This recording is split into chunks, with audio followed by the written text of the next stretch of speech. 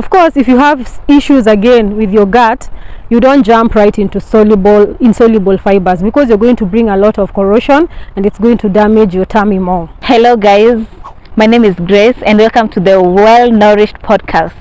And today I want us to discuss about our gut health, because as it said that all diseases come or originate from your gut. So whether you are suffering from arthritis, from IBS, from chronic depression, anxiety, hormonal imbalances, celiac, thyroid issues, they could all be related to your gut, guys. So it's very important that you understand how you can take care of your gut. So when it comes to your gut functionality, there are so many things that actually affect how your gut functions.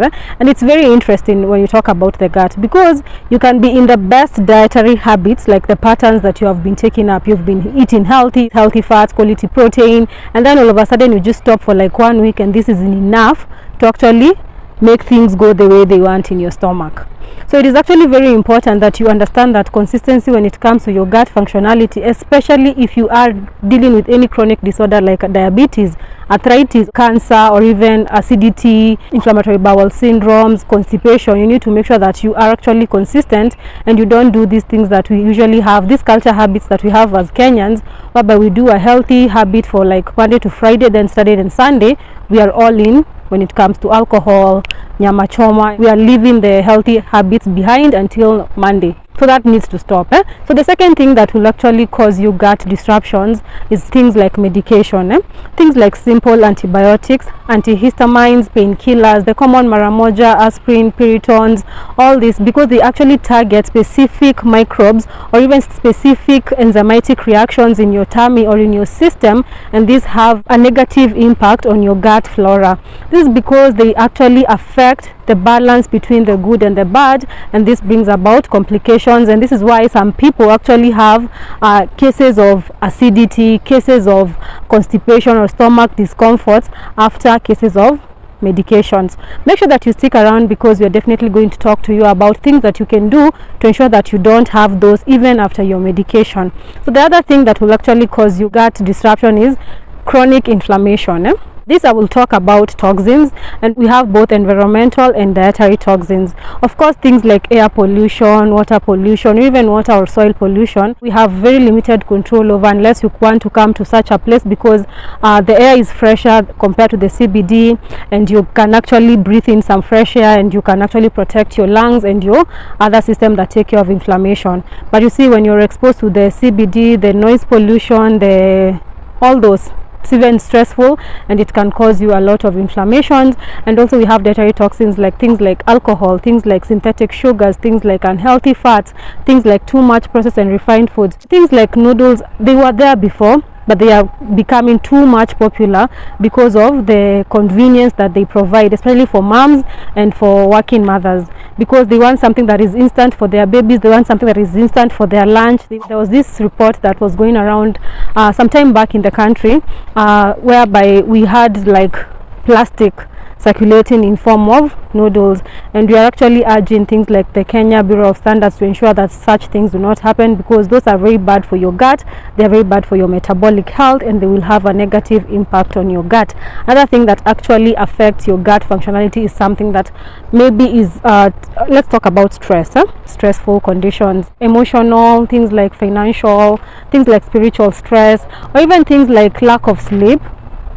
All these alter the way your gut functions, because they alter release and production and utilization of certain hormones and certain antioxidants, and they also affect the gut brain axis, and this definitely has a negative or a positive impact on your gut cultures. So it is actually important that you take care of your habits to ensure that you protect and you promote your gut functionality, digestion system, assimilation and absorption, to ensure that you are at the best of your state, or is it your health status, for optimal functionality. So Grace is going to take us through the first points that you need to start doing to ensure that you protect your gut, and make sure that you stick around. Give this video a like and consider subscribing as well, because we've said there is a number of so many conditions that are tied to our gut health. And in this time, I just want to give you some tips or strategies that you can do to help level up your gut health. So number one point is to make sure that you reduce gut irritants, or the things that irritate our guts. And as Momina had mentioned previously, there are things like environmental toxins. That is when you are taking water that is unclean, or you are using very harsh chemicals, or you're taking alcohol, taking a lot of processed foods, added sugars and fake sugars, those sugars that they are telling us that they are alternatives to the real sugar. They cause inflammation into our gut. My number 2 point is sleep. There's a high correlation between people that don't sleep adequately or enough and their gut health. So if you're a person that sleeps like 4 hours, 5 hours, like less than 7 hours per day, you are most likely going to suffer from gut conditions, bloating, constipation, slowed metabolism. So you need to prioritize your sleep. It's a foundation to health. We have done a video of foundations to health, and sleep was one of them. So it is also very important for your gut health. Take some time off, rest. It's very, very important, because we are living in a world where people are always on the go. We are like addicted to stress. So like stress and sleep are they are the same thing actually, because you need to reduce your stress levels by making sure that you are sleeping enough. Even it will improve your mental capacity and all that. Like when you sleep well, you are able to concentrate very well the next day. You are able to get your tasks done, and you are able to think optimally.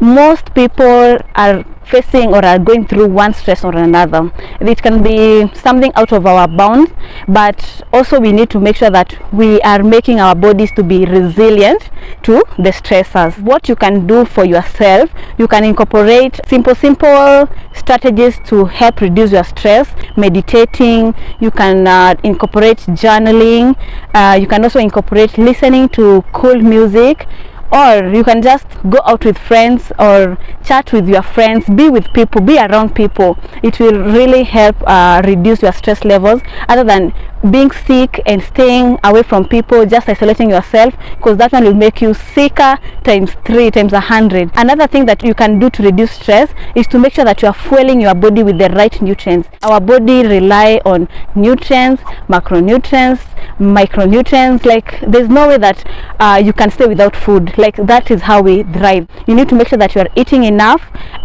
of everything that is termed as balanced diet. It is a source of making your body more resilient to stresses. When your body feels like it's well equipped, it's going to be able to do its functions and all that. And number 3 is this is number 3 or number 4 is about hydration. Like being dehydrated definitely will not do good to your gut health. Drink water, clean filtered water, and that's what we always advocate for. Water that has minerals. If you can you can add just to normal plain water, you can add just a natural pink Himalayan salt or sea salt, or a dash of aloe vera juice, just to add in some minerals into that water. Even you can add coconut water. Also like bone broths and herbal teas, they can also help optimize our hydration, but we need to make sure that we are intentional about it. Whether it's cold or it's not, we can become dehydrated. So we need to prioritize hydrating, not only with just water, but other added liquids that are also nutritious. Then on to my last point, I think it's going to be about exercise and or movement, because sedentary lifestyle, we all know, when you sit like 7 hours in the office, 6 hours without standing, without walking, that one will do harm to your digestion, to your gut health, hormonal health, everything, even mental health. So you need to make sure that you are aware that you are not sitting too long in the office or wherever you work from. So you need to make sure that you are moving. You can get a step counter, like a smartwatch like this one, that can be keeping you accountable of how many steps you've made so far. And you can have a goal. If you find that you are doing like 3,000 steps a day, then maybe you can improve tomorrow by 500, and like that, and then it should be between like 5,000 to 10,000 on the highest. So when we keep our body moving, of course we know it's a strategy. Even when someone has constipation, we are told to walk more or do more movements so that it can enhance bowel movements. We need to make sure that we are walking, we are doing exercises that are good for our gut. Movina is going to elaborate more on prebiotics, probiotics, what foods we are supposed to be taking so that we can optimize our gut health, and then we can talk more on supplementation later on this video. So we are going to talk about dietary adjustments to help you with gut functionality. I'm going to talk about foods that you can include in your day-to-day routine. I'm going to talk about things that you can do to help you boost your probiotics and prebiotics so that your gut flora can be well taken care of. And I'm also going to talk about things that you can do to aid in digestion so that your system can actually be able to utilize the foods that you're going to eat so that it can also work optimally. And to add to that, I'm also going to throw in some tips on how to prepare meals if you have gut issues. And a reminder, remember that if you have gut issues, you just don't jump right into eating all these foods, because at the end of the day, if your system is not healed, there are healthy foods that I'm also going to talk about today that can be more harmful than good if you just take them up with a highly or a heavily corroded gut. So if you have issues like acid reflux, if you have issues like inflamed intestines, or if you have issues like corroded walls, you need to make sure that you heal that first before you jump into that. Remember to stay around and make sure that you're subscribed, because next time we're going to talk about things that you can do to help you heal and repair your corroded walls and such things. Now on to my first thing, foods that are rich in collagen. Why collagen? Because number one, collagen is a protein. Protein are things that repair things. They help us with healing and such things. The second thing is because collagen is not just a protein, but it also holds and keeps things together. So if you have any issues with your gut, if you have like any forms of tears, you need to make sure that you're taking up foods that are rich in collagen. Of course, the things that are going to provide you with amino acids that are going to help your body in producing collagen for you, things like broth. You're going to have things like animal sources of protein. We have meats, we have fish, we have omena, we also have chicken. In the recent past, watu walikuwa wanaambiwa you remove the chicken skin from the chicken before you cook it, or after you cook it you avoid eating it. But there's a lot of data that has shown that actually that skin is not the worst that can happen to you, because it is very rich in amines, and it is also good for collagen and collagen synthesis and such things. So another thing that I'm going to talk about, apart from the collagen rich foods, are foods that are rich in zinc. Zinc, because zinc also again has been shown to have very significant and positive impact when it comes to your gut health. And these are things like nuts, things like eggs, things like legumes, kamande, beans, things like other fruits that are rich in zinc. But remember that there's something that we call the microbiome diet, and this basically is just a small intro on that. It's just a diet that aims or targets to heal and repair your gut. If you have any issues with your gut health, you need to make sure that you sit down with a dietitian and they walk you through the different steps to achieving healing your gut through the microbiome diet. Another thing that I am going to talk about is foods that are rich in vitamin C. But vitamin C is from acidic foods, they say, and my issues is acidity. Acidity is an issue that comes not only because of too much acid in your diet, but it can be because of too little acid from the body. You've been constantly diluting your acid levels, you've been avoiding using your acids, doing things like prolonged fast. Your body gets a bit kind of confused, because now it was used to producing acid, now it has to reduce. When you go back to eating as you were before, you'll find that you will not be able to actually provide enough acid and enough enzymes for digestion for the foods that you're taking up. What happens is that now your body will start overproducing because of the need that has been created because of low acid needs prior. So I don't think it's a very good thing for someone with gut issues to go on a prolonged fast unless you heal and repair your gut first. It's not advisable. The next thing that you're going to do is actually take care of our vitamin A, the beta carotene, vitamin A rich foods. This is because apart from the fact that they are going to provide us with phytonutrients that are going to help us heal and repair our guts, things like carrots, things like tomatoes come with additional supply of minerals and vitamins that are essential in actually calming down the effects of inflammation in our tummy. If you want to take care of your gut, you have to take care of inflammation, which has been recorded as one of the leading causes of gut issues. So you have to take foods that are rich in vitamins, minerals, and vitamin A, D, E, K, all those vitamins, the B vitamins. So taking a variety of fruits and vegetables, things like cabbages, things like carrots, things like cucumbers, onions, garlic. Again, taking up adequate supply of fiber, both soluble and insoluble. We're going to categorize them to two. Of course, if you have issues again with your gut, you don't jump right into insoluble fibers, because you're going to bring a lot of corrosion and it's going to damage your tummy more. So you need to go easy on that again. But once you start on the journey, actually indigestible fiber, that is basically foods from whole foods from maybe vegetables, ngwashe, cucumbers, onions, garlic and such, they actually provide food for your cultures, something we call prebiotic. They ferment in the colon, and then through the fermentation process they provide food for your live cultures. So another thing that I'm going to talk about is actually intake of fermented foods. These are basically the probiotics, now the cultures that you're going to support with the prebiotics. Basically, you're introducing new cultures in your tummy by taking up fermented foods. Things like fermented uji, fermented milk. Nowadays, Kenyans are actually embracing the use of cheese. Cheese is also fermented. Use of kefir, use of what is it called, kombucha, and other fermented cabbages, carrots. You can ferment your vegetables at home, but they just make sure that you take care of your hygiene standards, because if you don't, you're going to load up yourself with too much bacteria and you can actually get sick. So that is the only danger of fermenting foods at home, because if you don't take care of your hygiene standards very well, you can actually get sick from diarrheal diseases. Another thing that I am going to touch on, but I want Grace to talk about it, is supplementation and gut health. What are some of the supplements that you actually need, that you can take up to help you actually boost or support the nutrition intervention that we have talked about?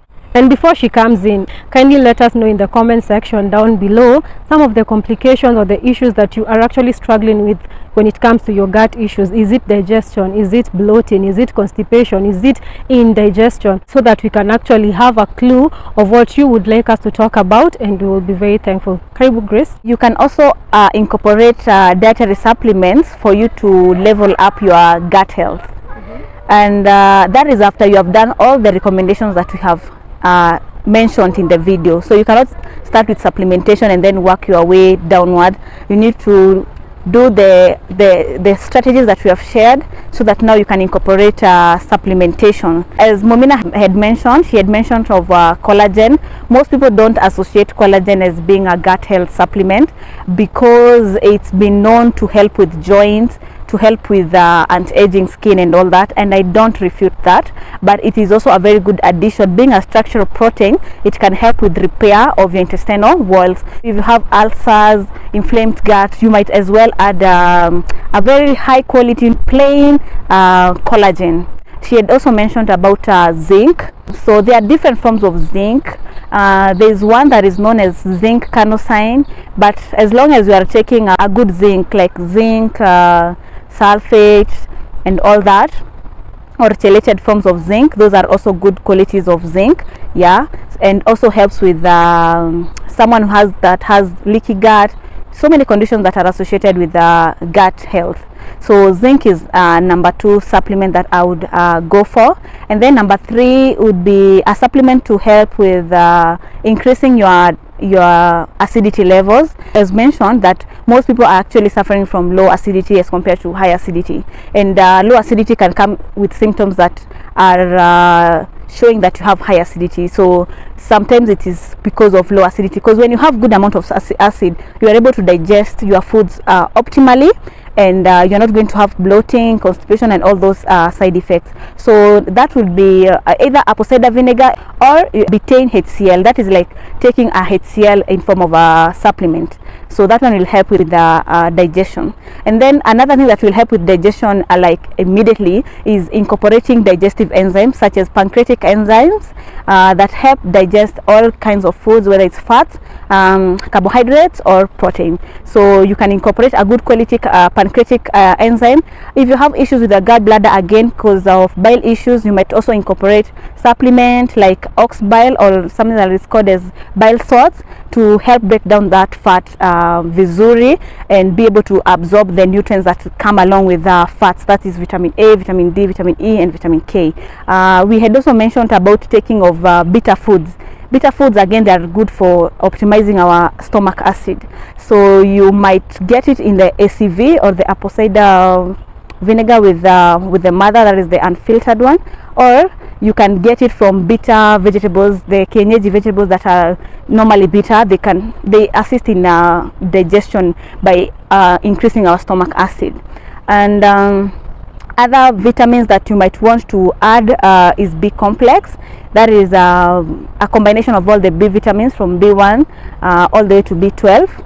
So they are very important because they have so many functions in our body. They act as cofactors. Even for absorption of these minerals, you require this kind of vitamins.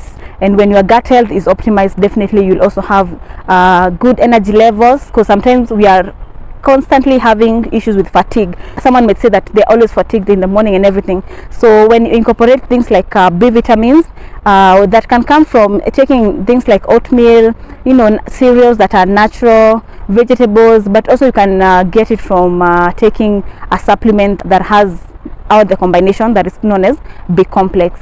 So I think supplements, by the way, there are so many supplements. Even aloe vera juice is very good. If you get the inner leaf of the aloe vera juice itself, well and good. But if you're not, like most of us, we are not able to get that very quality aloe vera, the plant itself, you can get the aloe vera juice that you can be adding into your water. It has enzymes, it has vitamins, it also helps with the healing of the intestinal lining.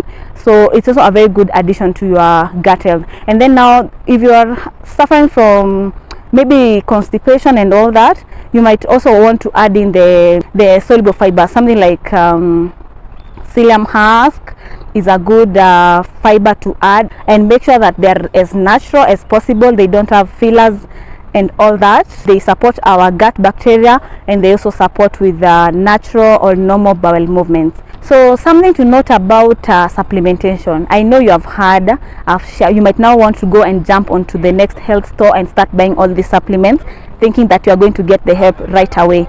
But I want to caution you that you need to get a qualified nutrition health professional that can help with the prescriptions of the named supplements that we have said before you can jump and just prescribe on yourself. It's very important to get someone that understands the situation that you are at, because all those supplements are not going to help everyone.